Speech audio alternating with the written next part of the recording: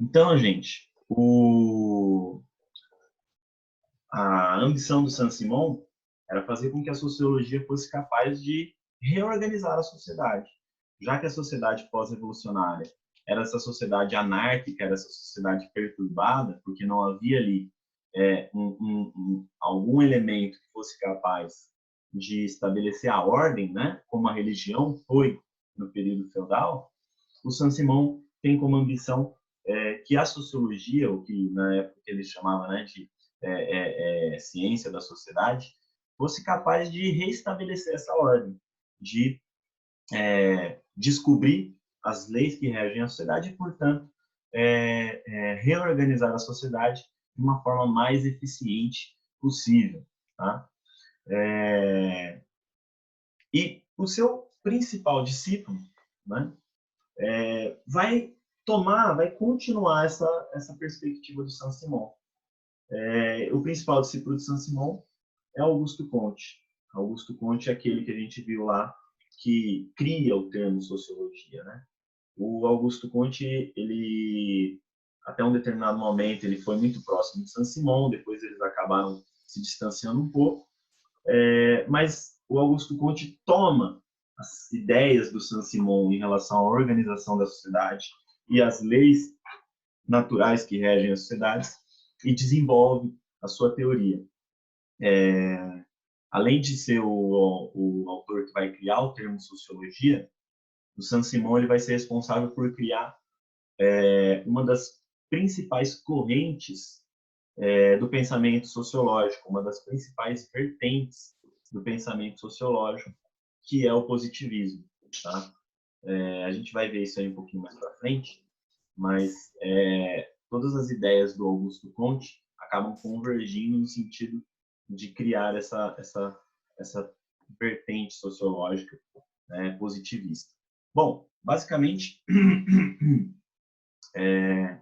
o que o Augusto Comte vai propor, né, é que as sociedades são regidas também por leis, assim como o Saint-Simon já tinha dito, e é preciso descobrir essas leis que governam as sociedades, né, as leis que estão por trás da vida em sociedade.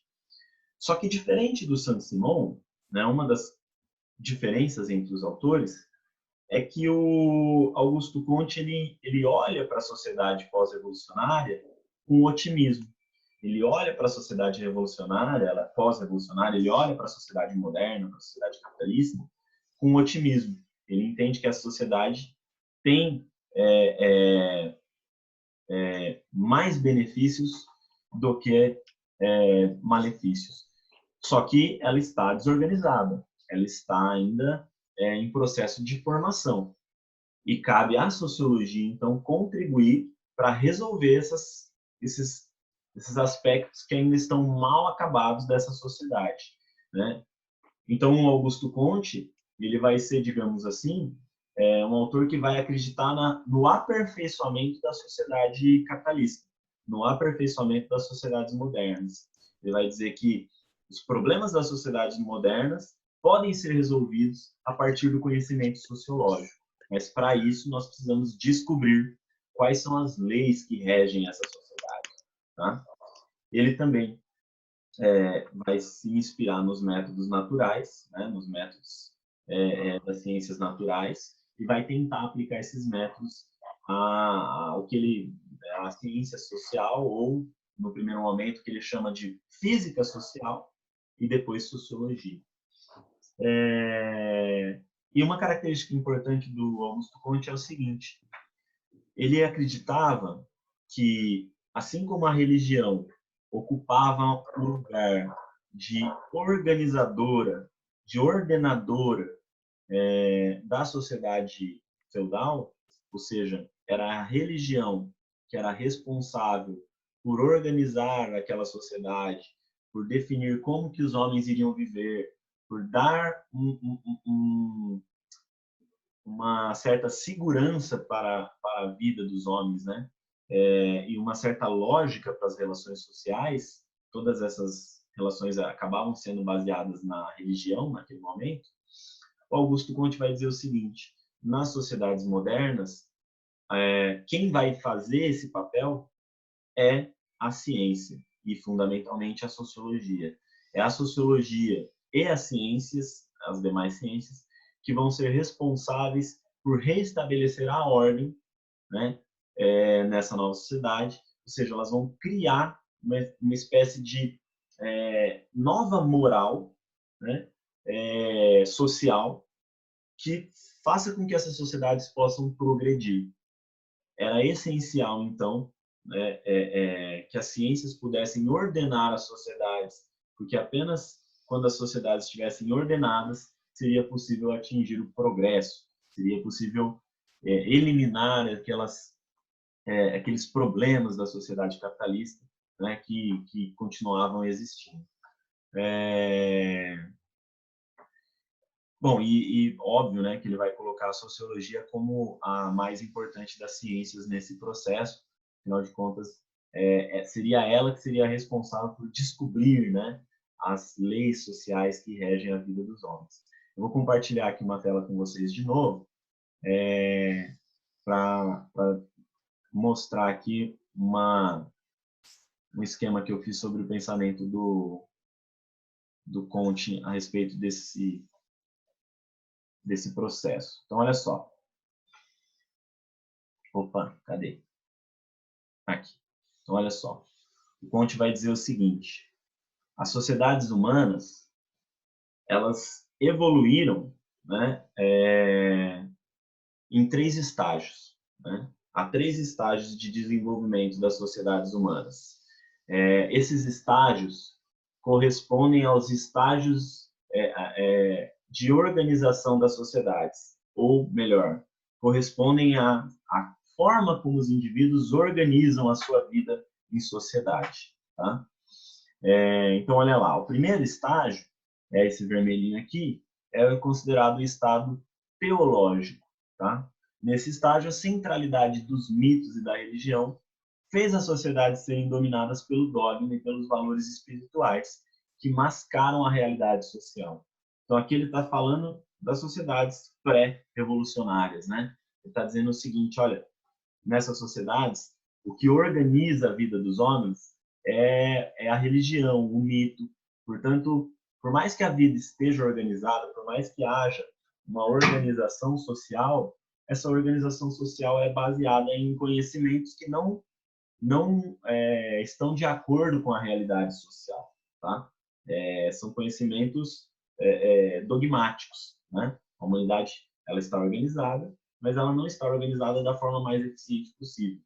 Tá? É como se fosse o seguinte, vamos pensar a física aqui. Né? Os homens vivem sem conhecer, antes de conhecer a física, antes de desenvolver a física, os homens viviam também. Viviam sobre as leis da física, mas não a conheciam. Então, como que eles explicavam, né, a caneta cair? Eles explicavam a partir da imaginação, a partir do mito. Lembra aquela atividade que a gente fez na sala lá para entender o que é um mito? Né? Como que a gente explicou o negócio da vassoura ficar em pé? A rotação da Terra, não sei o que lá, tal. Ou seja, não correspondia à realidade, mas nós vivíamos e nós tínhamos uma certa organização, né, da vida em sociedade mesmo antes de conhecer as leis dela. Tá? Bom, acontece que as sociedades vão se desenvolvendo, o homem vai se desenvolvendo e eles transpõem esse momento. Eles criam uma nova forma de organizar a sociedade, que é um momento meio que de transição, né, para o Augusto Comte, que ele vai chamar de estado metafísico. Estado metafísico, olha lá, é um momento de transição em que a filosofia substitui o dogma como forma de conhecer o mundo, ainda que de forma especulativa e contemplativa. Ou seja, os homens deixam de basear a sua compreensão do mundo no mito e começam a tentar entender de forma racional, né, a vida. Procuram explicar o mundo a partir da racionalidade, não mais de mitos ou da imaginação, né? Mas esse também é um estágio em que os homens ainda não atingem a maturidade, né, de compreensão da realidade social. Então, para o Augusto Comte, por mais que seja já um avanço, ele ainda os homens ainda não tinham atingido, né, a realidade social de fato. Isso só vai acontecer, né, quando os homens passarem ao estado científico ou positivo, né, que ele vai chamar, que é o momento de desenvolvimento da ciência moderna. Tá? O Augusto Comte vai entender que as sociedades modernas, o desenvolvimento da ciência, é o momento em que o homem atinge a maturidade, né, do pensamento, a maturidade de compreensão da realidade. E isso acontece porque ele desenvolve, né, um método de conhecimento mais bem acabado até então. Tá? Ou seja, o estado científico corresponde, né, caracteriza-se pela existência da ciência, que investiga e comprova suas descobertas, possibilitando aplicá-las na transformação da realidade. E aí é que está o elemento mais importante para Augusto Comte em relação ao estágio científico ou positivo. O estágio científico ou positivo, ele possibilita o homem transformar a realidade. Enquanto antes o homem só podia contemplar ou se submeter à realidade, ou seja, a caneta sempre vai cair, independente do que eu possa fazer, o estado científico, o estado positivo, o estágio, né, ele possibilita que a gente interfira nessa realidade, porque a gente sabe quais são as leis que regem o movimento da caneta, a gente vai descobrir quais são as leis que regem o movimento da sociedade, então eu posso interferir nessa realidade e transformar essa realidade. Eu posso produzir um avião, eu posso voar. Por quê? Porque eu entendo a dinâmica da física. Eu posso transformar a sociedade, eu posso transformar a sociedade em algo melhor. Por quê? Porque eu entendo quais são as leis que regem a dinâmica dessa sociedade. Eu posso interferir nela, eu posso mudar, eu posso eliminar a pobreza, eu posso eliminar a desigualdade social, eu posso eliminar o conflito, porque agora eu sei o que causa isso, eu sei qual é a dinâmica que leva os homens a viver dessa forma. Veja, é óbvio que isso é uma ambição gigantesca, né, do Augusto Comte, que é a ambição de transformar as sociedades em um objeto capaz de ser moldado pela ciência, né? Ou seja, a ciência seria capaz de moldar a existência humana, a vida humana, em todos os aspectos, não apenas os aspectos físicos, mas também nos aspectos sociais. Nós vamos passar a viver de acordo com os conhecimentos sociológicos, para fazer com que a nossa vida, né, seja a mais satisfatória e eficiente possível, né? Seja a mais ordenada e desenvolvida possível. Tudo bem isso aqui? Professor, Oi. eu não entendi direito esse metafísico. Eu, tipo, sei lá, você pode me dar um exemplo de alguma coisa que mudou entre o teológico e o metafísico? Tipo, que eles começaram a pensar diferente? Entre o teológico e o metafísico, né? É. Sim. Olha só. Imagina o seguinte. Imaginem os homens observando um eclipse, tá? Eles estão lá no meio, um eclipse solar, né? De dia, e de repente o dia vira noite, né? O dia se transforma em noite. Eles veem que o sol foi encoberto por alguma coisa, eles não sabem o que é, mas eles veem que o sol foi encoberto. Num período teológico, como que os homens explicariam isso? Explicariam a partir da religião e da sua imaginação. Então, nós, isso foi um A aviso, volta de Deus. Aviso. foi um aviso de Deus para que nós, a gente está agindo errado. Ou então, não, foi um aviso de Deus que estamos fazendo a coisa certa. Deus se enfureceu com não sei o quê. Né? Ou seja, os homens iriam tentar explicar isso a partir da sua própria imaginação. Eles iriam tentar meio que adivinhar isso, né? Qual é o significado disso? E isso bastava para eles, tá? Só que chega um momento em que essas explicações, essa forma de entender o mundo, ela começa a não ser suficiente mais para os homens. Os homens começam a desenvolver um raciocínio, né? A razão, até um certo ponto em que eles começam a falar, não, mas peraí, isso talvez não seja, talvez a religião e a imaginação não sejam capazes de explicar tudo, né? Então, por exemplo, por que tem o dia e a noite? Por que acontece um eclipse? E aí os homens começavam a tentar explicar isso a partir daquilo que eles podiam conhecer do mundo, né? Ou seja, os homens observam, por exemplo, que tem o dia e a noite, né? E aí eles observam que o Sol tem uma forma de um círculo, né? Então, talvez, né, se o Sol tem a forma de um círculo, talvez o Sol tenha um lado, ele gire, ele se movimente e tem um lado que é a noite.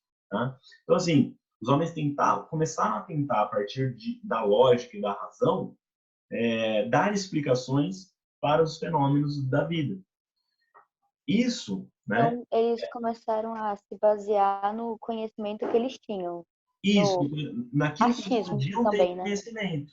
E a diferença é a seguinte, a fundamental. A diferença é a seguinte. Enquanto que o conhecimento teológico, ele não precisava, ele tinha como fundamento a imaginação e a religião, né, a divindade, o conhecimento racional, ele só era válido se ele pudesse fornecer uma explicação racional sobre os fenômenos. Então, eu não posso dizer, não, é que o Sol estava cansado, ele fechou o olho, ou então ele se apagou por um momento e aí ficou escuro, né? Porque isso não é racional, né? Agora, eu dizer, não, olha, existe um outro, a Lua é um astro e ele passou na frente do Sol. Então, não, a Terra, ela é uma bola e ela se colocou ali numa posição em que a luz do Sol não atingia ela. Isso acaba sendo aceito, né? Porque é mais racional do que eu dizer, não, o Sol, o Deus se enfureceu e apagou o Sol. Né? Então, a fundamentação dos conhecimentos são diferentes.